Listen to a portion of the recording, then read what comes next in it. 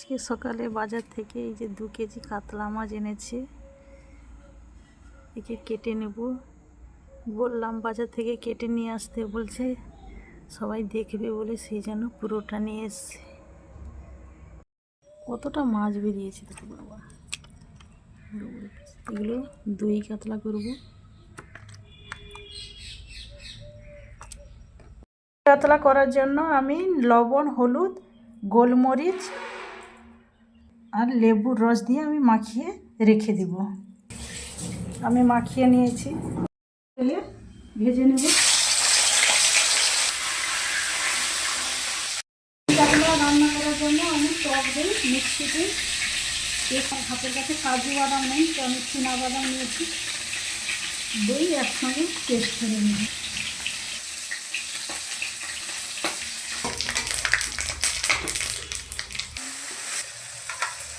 হাতটা দেখালে কি হবে, এত সুন্দর।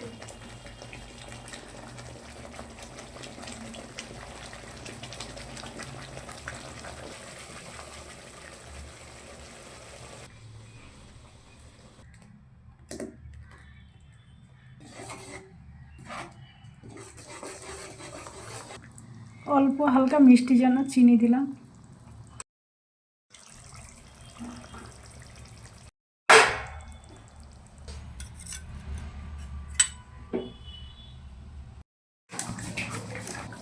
হয়ে গেছে, আমি ঘি দিয়ে দেবো।